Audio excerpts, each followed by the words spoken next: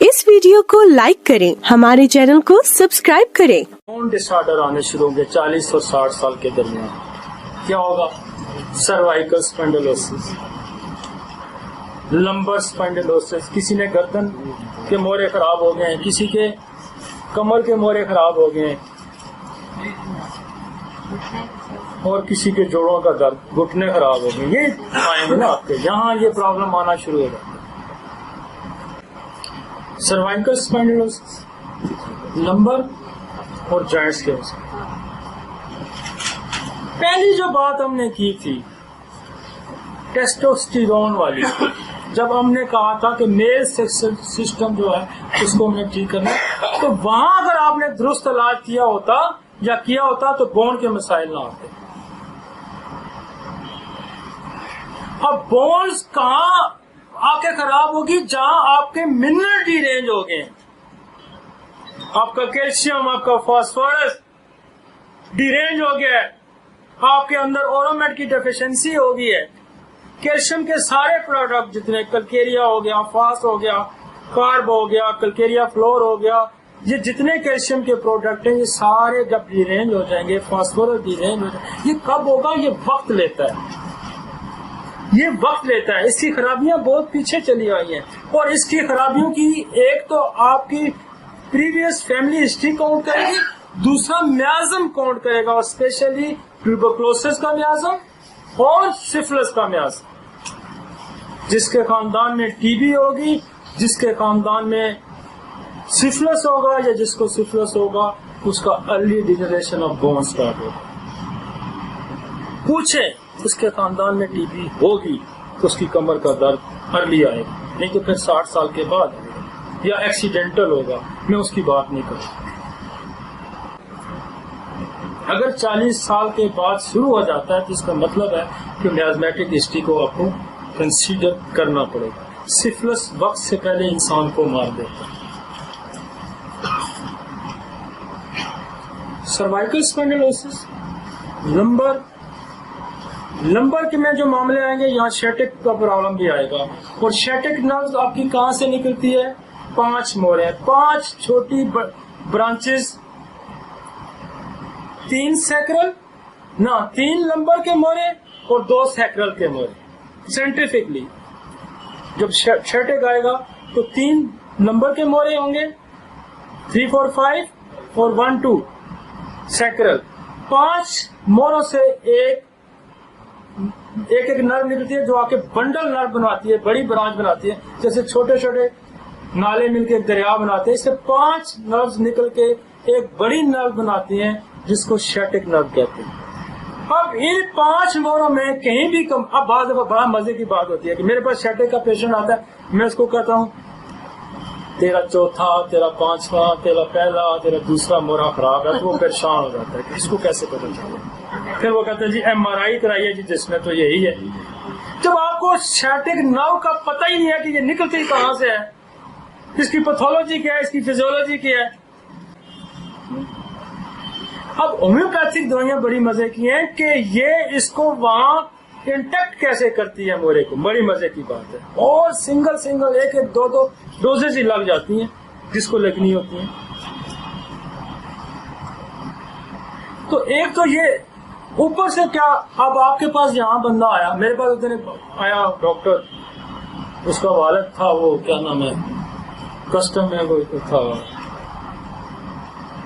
तो उसने मुझे कहा कि जी, मैंने कहा यार तुम्हारा सर्वाइकल स्पॉन्डिलोसिस है, तुम्हारी 5वां, 6वां, 7वां मोरे में कोई प्रॉब्लम आ रहा है, कंप्रेस हो रहा है, तो तुम्हें। उसका बेटा यहाँ अस्पताल में डॉक्टर था, वो बड़ा परेशान हो, कहते यार आपने ये कैसे अंदाजा किया?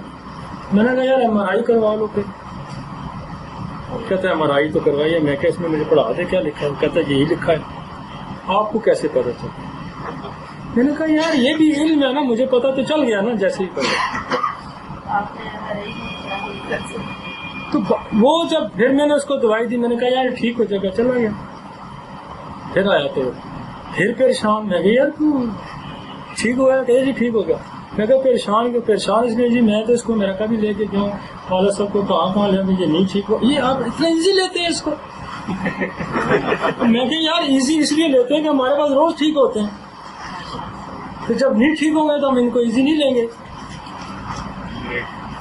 تو جب آپ کے پاس نالج ہوگا, آپ کے پاس ریمیڈی ہوگی, تو آپ ریزلٹ جب پروڈیوس کریں گے تو لوگ تو حیران ہوں گے نا.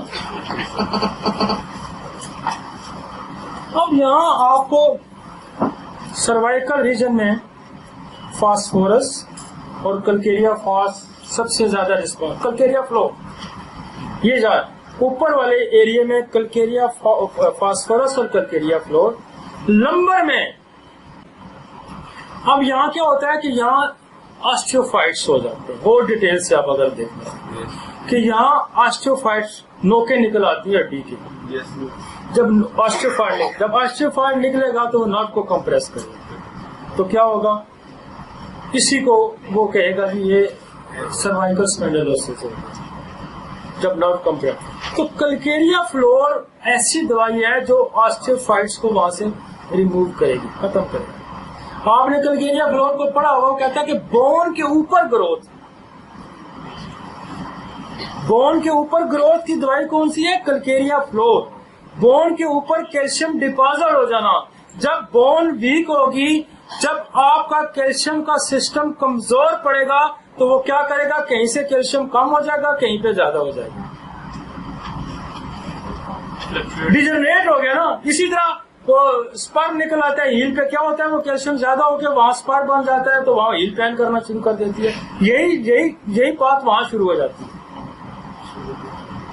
تو کلکیریا فلور کیا کرے گا, اس کو وہاں سے کیلشیم کو ریموو کرے گا.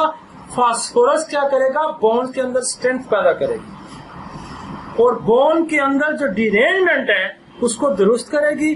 آسٹیوفائٹ ہٹ جائے گا, نرو کمپریشن ختم ہو جائے گا, بون اپنی جگہ انٹیکٹ ہو جائے گی. لیکن یاد رکھیں کہ ان کے ساتھ پیچھے کہانی کوئی اور ہوگی. ان کے پیچھے آپ کو سیلینیم لگانے پڑے گی, ٹی بی کے ہسٹری پہ آپ کو ڈروسا لگانے پڑے گی, اور منرل کو بیلنس کرنے کے لیے آپ کو اورونیٹ دینی پڑے گی. اب نیچے آ جائیں. نیچے یہ جو ایریا ہے یہ موسٹلی آپ کا ویٹ بیئرنگ ایریا آ گیا. یہاں ویٹ صرف اوپر اس کا یہ ویٹ ہے, صرف یہ ویٹ ہے نا. اب یہ سارا باڈی کا ویٹ جو آپ کا لمبر اور سیکولر ریجن ہوتا ہے.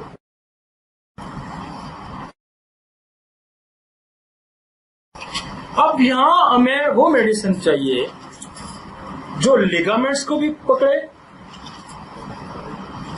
اب پیتھولوجی پوری دیکھیں, لیگامنٹس کو پکڑے, کنیکٹو ٹیشو کو پکڑے, مسل کو پکڑے اور بونز کو پکڑے. اور وہ دوائی ہے روٹا کہ ویٹ بیئرنگ ایریا آ گیا ہے. آپ کو اب تینوں چیزوں پہ کام کرنا, کنیکٹو ٹیشو,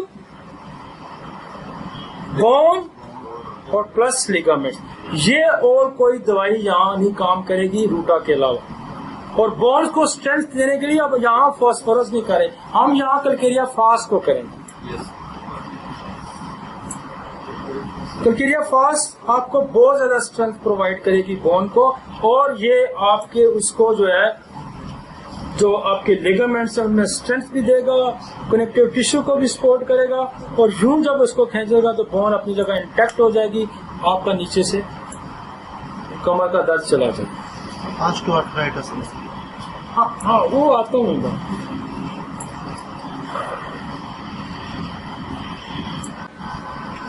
زیادہ دوائیوں کی نہیں. اب یہاں آپ کو اگر فالکنی سروائکل میں آپ کو کلکیریا فاسفورس موسٹلی رسپانس کر دیتی ہے موسٹلی, تو ایک بہت اچھا اور دوائی جو یہاں نرو کمپریشن کی ہے وہ آپ کی ایک تو کاسٹیکم ہے,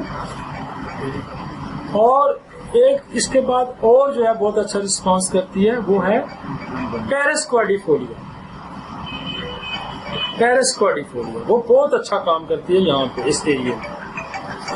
بعض ادویات کا ایریا بھی ہوتا ہے, جیسے میں نے کہا یہ لمبر ایریا روٹا کا ہے, ادھر کلکیریا فلور ہے.